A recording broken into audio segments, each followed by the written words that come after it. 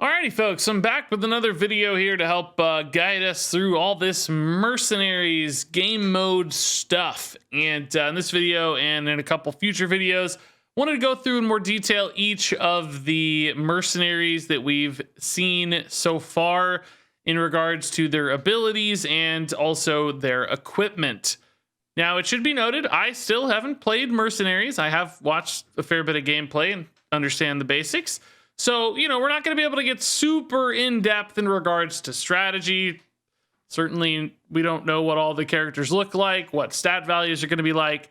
But I think having some familiarity with these different abilities and thinking about some of the very high-level strategies that might exist for these can help you early on in your Mercenaries journey and also just understand what to expect in this game mode. So that's what we're going to break down throughout this video. Now here I'll be looking specifically at protectors. Those are described as sort of the more defensively minded mercenary characters. So basically your tanks, they're going to have some healing effects, some disruption effects, some taunt style effects, where you're expecting them to take the brunt of your enemy's attacks, forcing your opponents to attack them. They are also going to do a little bit of damage here and there too, but protecting allies, healing in some cases, although not specifically healing always, are basically the mold for these sorts of characters. So that said, let's jump into this with Tirion Roame here. She's one of the starter mercenaries that you're going to get for free. Now, please note here that specifically we're looking at abilities in this video across different ranks. So numerical values here are going to be tough to figure out exactly how they're going to scale or what they mean in comparison to one another. So don't compare like a Seal of Light 1 to somebody else's like tier 3 or tier 5 ability, because we haven't seen the full range. We've just seen snippets and screenshots here and there. Also, don't pay too much attention to the stats on the mercenary themselves. Those are going to scale as well, and we just don't have all those details yet. So for Cariel's abilities, up first is Seal of Light 1. It is a 4 speed ability, which is basically kind of a middle speed ability. If you don't know what speed is, I would point you to my combat guide video for mercenaries, but essentially lower numbers are going to be faster. They're going to go off quicker and to be more likely to successfully trigger, but also might be lower impact overall. The big heavy hitting stuff is going to be like 8, 9 speed essentially. So Seal of Light coming in at 4. It also has a cooldown of 1 turn. So not something you're going to be able to use every turn and will have a bit of a delay. It chooses a character, gives that character +2 attack, and also restores 5 health. So essentially here, this is a little aid for either Cariel herself. She can choose herself, presumably, or an ally. So if your opponent you think is lining up, say, an attack to kill an ally, you might be able to boost them up with that health gain to keep them alive from that attack. Also, by giving them extra attack, that's forcing your opponent to take additional damage on the backswing. Essentially, when you do combat, they're going to damage one another.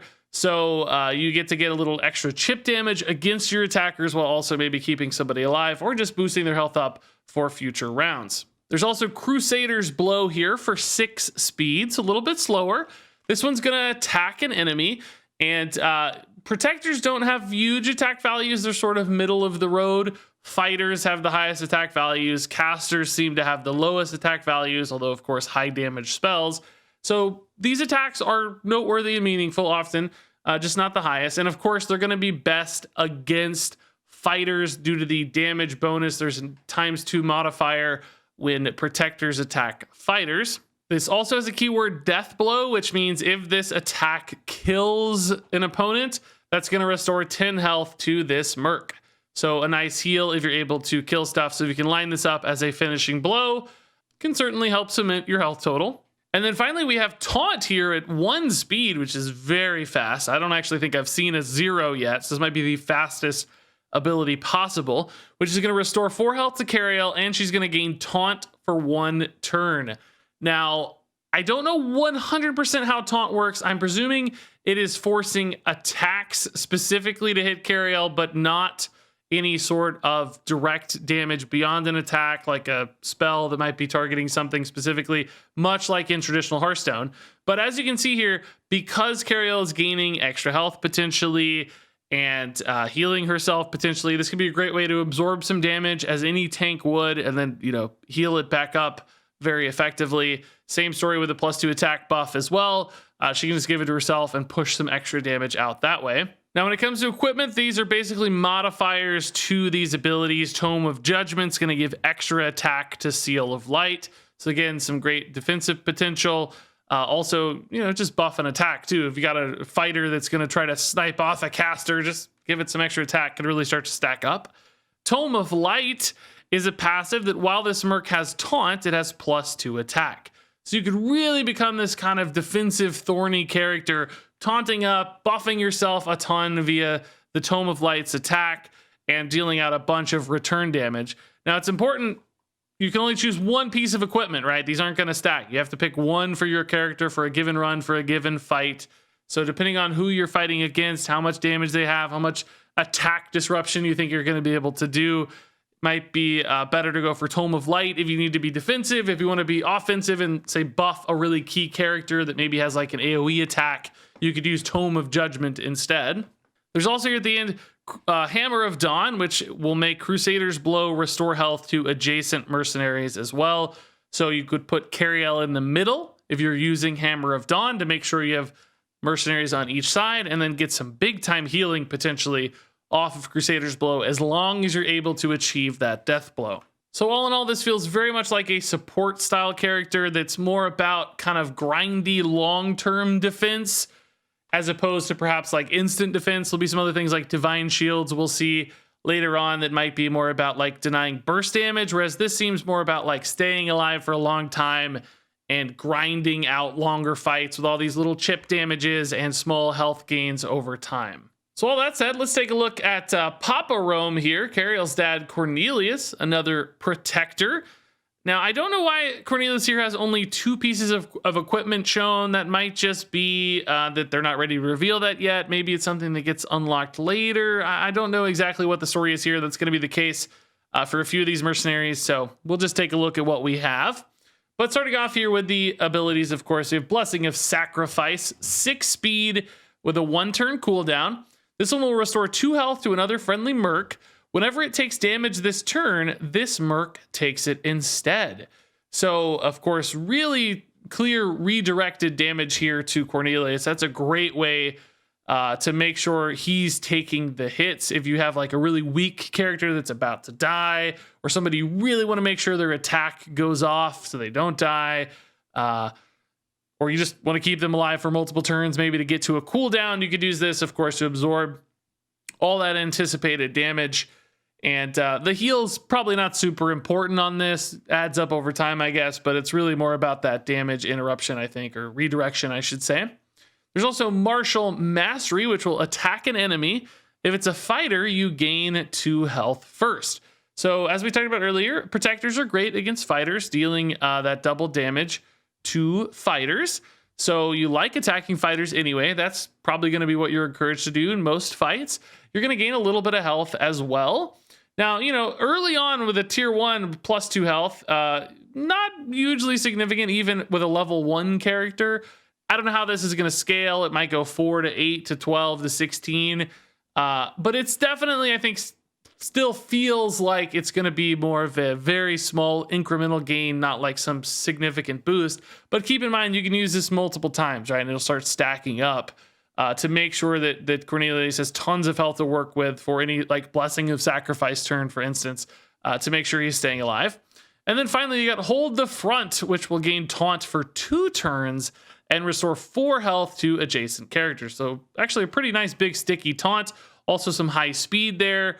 Or, you know, higher speed, I should say, compared to his other abilities. So if your opponent is getting an attack off that, you know, comes later in a fight, this is very likely to get the taunt off first. So you make sure they're attacking you and not using some super fast ability that's going to get in before you're able to get your taunt off. So I think it's important there that the speed is fairly low.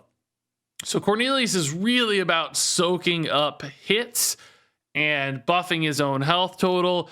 Pretty similar in a lot of ways, I think, to Cariel. And in other words, this is also kind of a grindy style of tanking, not like, you know, in a pinch burst tanks, but something that's going to be really good over time. Although, you know, with one key Blessing of Sacrifice turn, for instance, you might be able to make some big plays if your opponent's kind of going all in on a big effect. So for equipment here, we got Striking Gauntlets, which is going to increase the health on Martial Mastery, so just stacking that up a little bit quicker. And then Band of Enlightenment is going to increase the health gained by 1 for those adjacent characters.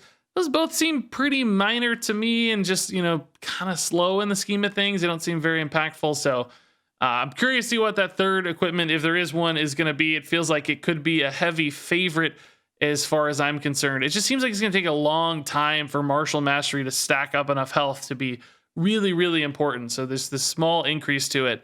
I don't know. Maybe these scale really well, though, when you upgrade these equipments and abilities, and that health buff like starts to get super meaningful, particularly when you're taunting for multiple turns in a row. All right, so next up here, let's take a look at Tirion Fordring. Got a bit of a different look on this one just because that's how it was revealed. Now, importantly here, note that for Tirion, these are tier 5 abilities and tier 4 equipments, which as far as we know are the maxes. So when it comes to like stats here for Blessing of a Kings, if that seems way bigger than the previous characters, that's just because it's a higher tier ability. We're going to talk more about the sort of function as opposed to the total values of the stats on these effects. So let's kick things off here with Divine Assault, big old 7 cost ability. It seems pretty strong though. Attack an enemy, overkill, give your party Divine Shield. So with any sort of attack buff or just, you know, with the right timing, it seems like this is really strong. Gaining Divine Shield seems super nuts to me. I don't know how many like small ping style effects or sort of arcane missile style effects that are going to be easy to deal with Divine Shields exist. I frankly haven't seen many yet, or maybe even any yet. So it might just fully disrupt attacks or big damage hits.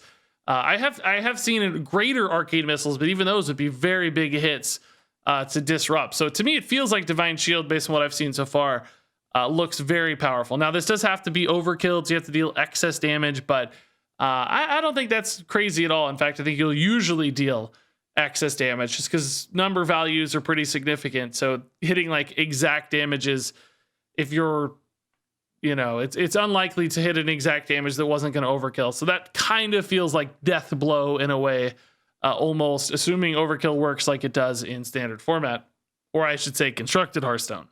So we've also got Blessing of Kings here, 4 speed, 1 cooldown, big old stat buff. You know, keep in mind, even with these maxed out stats, like Tyrion's at 14 attack, right? So 9/9 is really meaningful.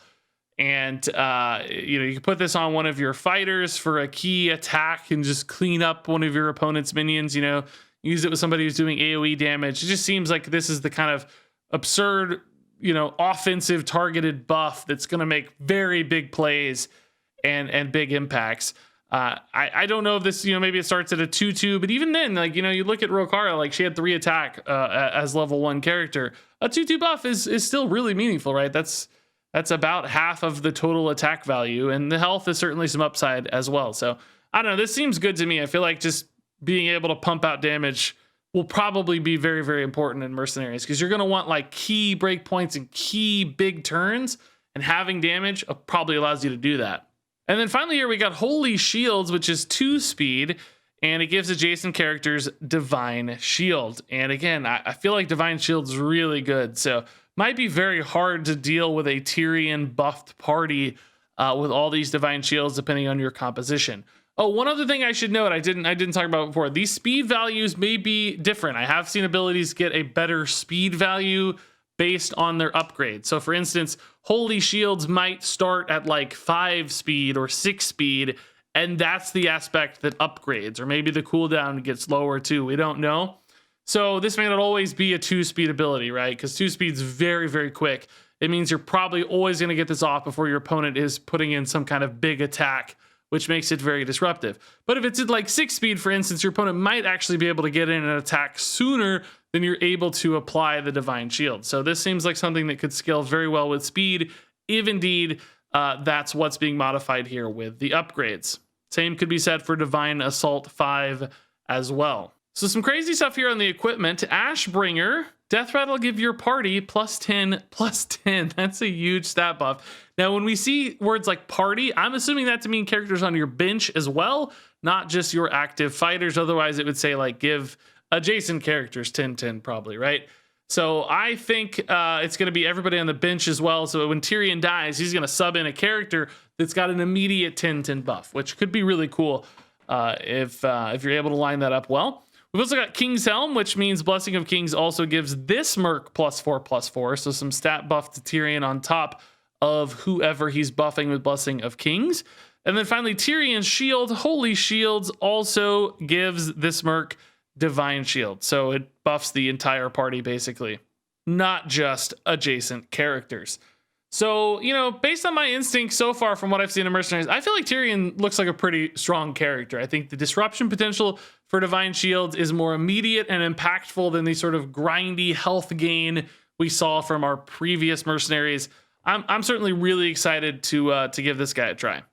All right, so moving on here to Cairne Bloodhoof. And again, different look here, I know, but this is just what we got in the reveal. So let's take a look at Cairne Bloodhoof, starting up with Ancestral Uppercut. And these are tier 3 abilities, so somewhere in the middle of what we've seen before. Again, you know, so don't pay too much attention to the values, pay more attention to the effects themselves. In this one, he's going to attack an enemy and then restore 6 health for each enemy that hasn't acted yet. So this is really good against slow characters because, you know, if your opponents, you know, haven't acted at all, they have 3 characters out, then you're going to heal 18, which is a really significant heal compared to what we've seen so far. And you'll note with these other abilities, Cairne's going to actually slow down the opposing character. So it's actually more likely that this 6 speed goes off than you might think. So for instance, War Stomp here, 5 speed, 1 cooldown. It deals 8 damage to all enemies, so pretty big hit. That's basically his attack value that we see here. I'm assuming this is not quite a level... Oh, you guys can't see that. I'm assuming this is not quite a fully maxed out character because his health total looks so low compared to what we've seen for level 30 characters. But regardless, you know, big impactful damage numbers, even compared to, you know, a fully leveled character. Also, they are 3 speed slower next turn. So you can basically use War Stomp, really slow down your opponent. That's not only going to help you get other abilities from other characters off sooner, but also make it more likely your Ancestral Uppercut actually connects for additional healing. You've also got Endurance Aura here, which will gain you Taunt this turn, and your party is 3 speed faster.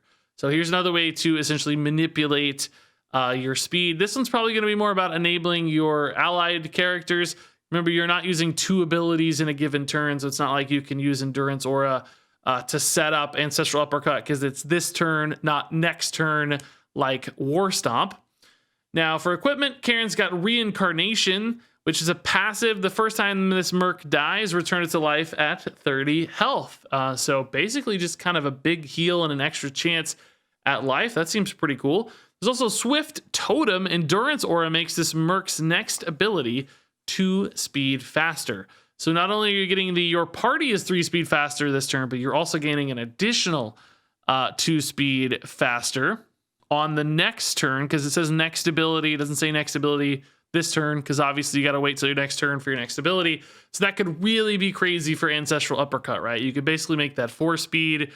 So another way to set that up. And then Thunderous Sash. War Stomp deals 4 more damage. So if you're confident in everything else, you can also just pump out some extra damage here with the War Sash. And remember, that's being multiplied across 3 enemies. So, you know, total damage output there, pretty notable at 12 extra for a tier 3 item. So when it comes to Cairne, this one's really all about manipulating the speed of the battlefield. And it's somewhat hard to envision what that's going to mean, but I think if you have characters on your team with like really powerful, slow effects that might be susceptible to disruption or might be susceptible to death before achieving those effects, this could be the kind of character that really supports those well, essentially slowing down your opponent, speeding up your allies. Maybe you get off that really crazy bomb effect that would otherwise be almost impossible to achieve without some support from somebody like Cairne. So I like that this is a totally different direction than what we've seen for other characters. And I figure this is not one that's going to have a lot of broad utility. you know, maybe, but I think there's going to be specific use cases where this feels like it's actually really, really impactful, almost setting up a combo or something of sorts. We've got that big play at the end of a game. So moving on here to Grom. This is our third free mercenary we get. He's a legendary, but you still get him for free alongside Cariel and Cornelius, based on what we saw in a blog post. Sounds pretty cool. So let's take a look at Grom. I think he's, you know, a little bit more aggressive for a protector. His first ability is Blood Fervor, and these are back at tier 1, keep in mind. It's going to attack an enemy, and then if you manage to kill them, you're going to gain +5 attack. So even at tier 1, +5 attacks, really quite notable, I'd say. At tier 2 ability, or second ability here, we've got Battle Fury at 9 speed. These are both so slow. This also has a cooldown of 1. It's going to be a +2 attack buff. That's also going to attack an enemy and one of its neighbors. So basically an AoE style effect. This is the sort of thing we were talking about, you know, some of those other attack buffs we saw. If you buffed Grom, he might be able to pump out a ton of damage basically because of this, you know, AoE style effect. It's just 2 characters, but, you know, multiplying your damage across multiple people and gaining a nice little buff in the process. There's also Staggering Slam at 4 speed. That deals 2 damage to an enemy, and its next ability is 2 speed slower. So essentially a little bit of chip damage and maybe some disruption if they're trying to pull off something crazy and you need to sneak in a heal or sneak in some damage before that goes off. This makes that possible. Now you'll note here, really nothing defensive about Grom at all, despite being a protector. He has just a tiny bit of disruption there with Staggering Slam. So, you know, you might be able to build a more aggressive team that even your protectors are still focused on dealing damage and maybe racing down your opponents as opposed to like grinding them out like we saw with Cariel and Cornelius. I have a feeling aggressive builds that deal damage are probably going to be better overall. Seems like sometimes just playing that gameplay where you try to outlast people in any game, Hearthstone or otherwise, often is just susceptible to big bursts and big powerful things. So this feels like it's going to be the right kind of protector build for me, but again, we'll see. Hopefully everything's balanced. For equipment here, we've got Staggering Slam deals an additional 2 damage, so doubling the damage on that rather fast ability if you're looking for damage output. We've also got Gore Howl, which means Blood Fervor also restores 5 health on the death blow. Doesn't seem hugely significant to me, but it gives Grom a little bit more staying power. We also got Bloodthirst Amulet, which gives Battle Fury +1 attack, and of course those numbers are going to scale up. But that's 50% of Battle Fury's effect here at its beginning tier, which, you know, Battle Fury is one of those where it's got to cool down. Depending on how long a fight is, it's going to take a while for that to stack up to really big, crazy values.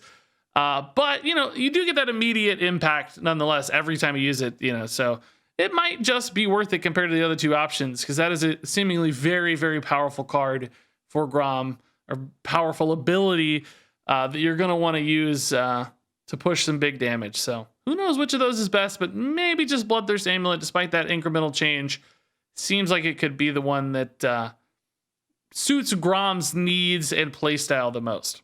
All right, so moving on to Lich King. This is a legendary mercenary, and he's got some high cost stuff. 9 speed here for Frostbite.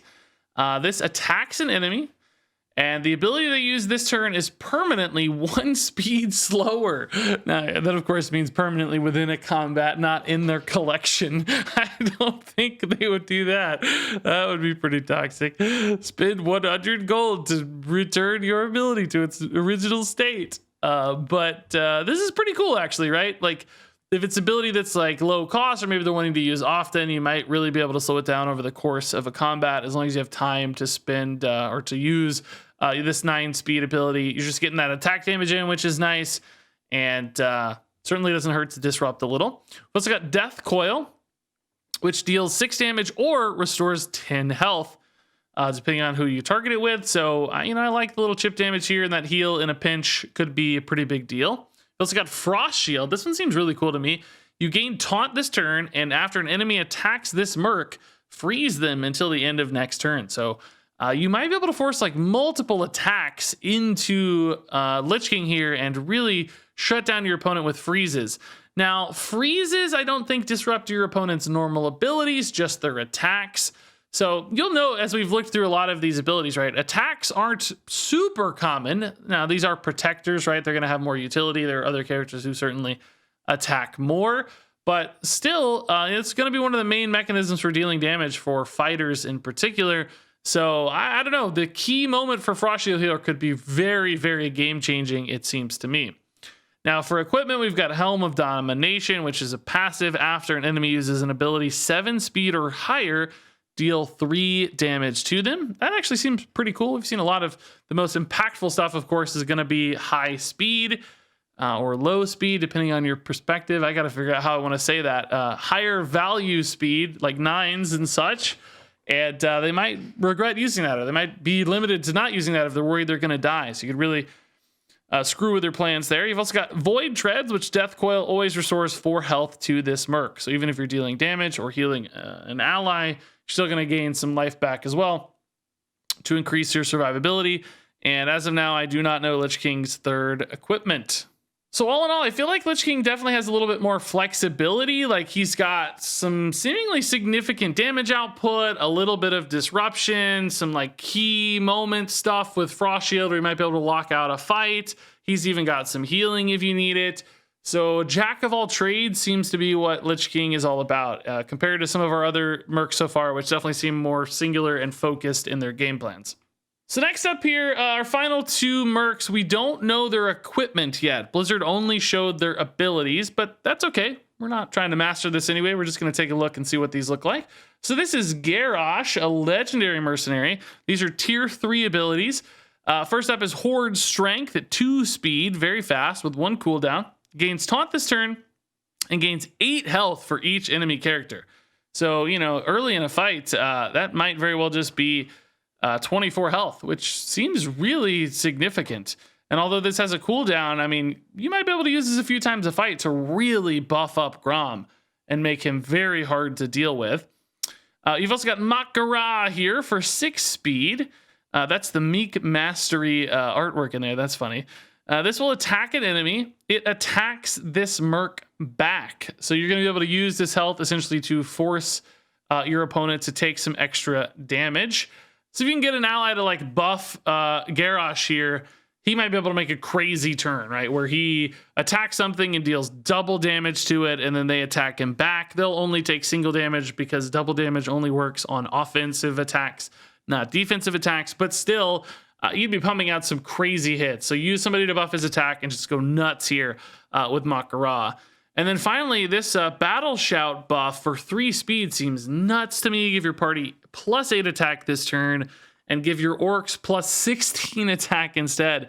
So we're getting an orc synergy card here. I could see some crazy plays like this attack buff with Grom we saw earlier, who's attacking somebody and an adjacent character. Like imagine that with +16 extra attack, dealing double damage. Just gonna murder certain characters and probably just wipe out like half of the enemy team.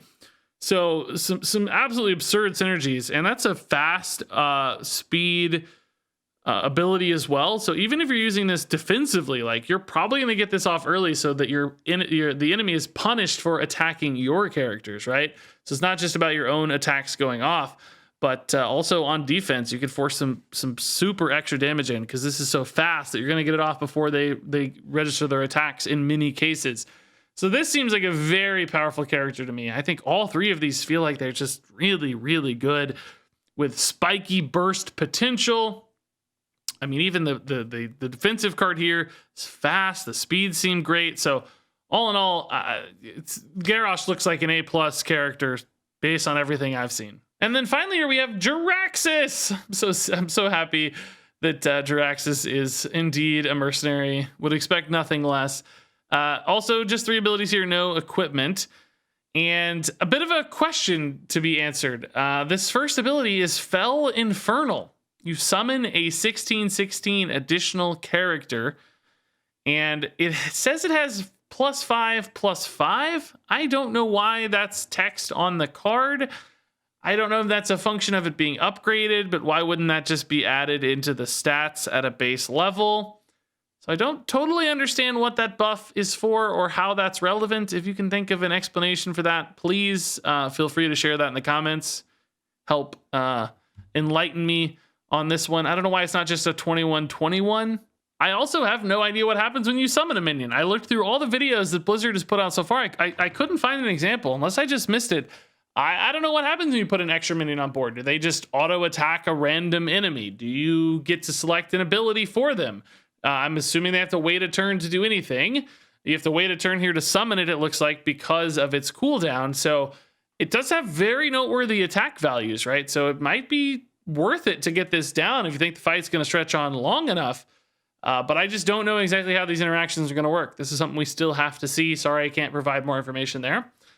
We can also take a look, though, at Fists of Fury, which attacks an enemy, and Death Blow cast Fist of Jaraxxus. And as we can see, Fist of Jaraxxus there deals 10 damage to a random enemy and repeats for each other demon in your party. So this seems like some crazy potential damage output. Again, we don't know for sure if party implies characters in the field or also characters on your bench, but if you had 5 other demons, 2 in the field and 3 on the bench, this could be a 60 damage output, which is crazy. Like, that's the biggest we've seen of any damage output card so far, really. And it seems like a lot of potential. It might just be 30 if it's only utilizing characters in the field, but that's still actually really big. And it's 7 speed, which also means Fists of Fury, of course. If you get that Death Blow off, that's a lot of free damage on top of an attack. So Jaraxxus seems like another really offensively styled protector. Definitely not as much about defense here. In fact, really no defensive cards at all. It's all about killing your opponent to make sure they don't kill you. But I wish I had a little bit more insights on what the Fell Infernal did. My best guess is that you summon it, it waits a turn, and then it attacks a random enemy by default. You might have the option of targeting that attack. It could even have its own nested abilities. Maybe it summons a smaller Infernal, which summons a smaller Infernal. I don't think so, though. But I haven't seen it yet, so curious to see where these minion summons go. Oh, it is worth noting, there is another character who summons a minion, which we'll talk about in a future video, that has Rush. So that one can presumably attack right away, which might imply it just attacks and doesn't do anything else, but I still don't know. I still don't know. So anyway, pretty interesting, aggressive protector here again, I think, for Jaraxxus. And that said, that's all the protectors that we've seen so far as abilities and stuff are concerned. There's been teases of others, but I like looking through these. I don't know how much you guys enjoyed this. Maybe this was super boring to you. Maybe you just want to see them in action. I kind of get that.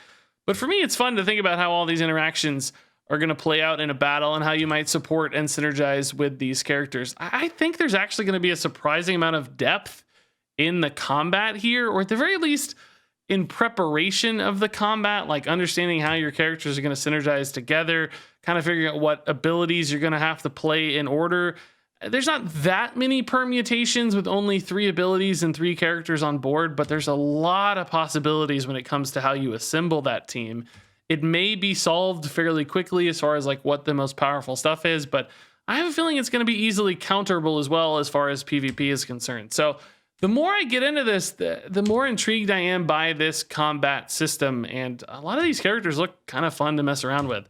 So, you know, of course, I still have major hesitations about the monetization and the progression systems in Mercenaries. All these level ups and grinds and stuff make me nervous, but I'm getting more and more intrigued by the gameplay and the art.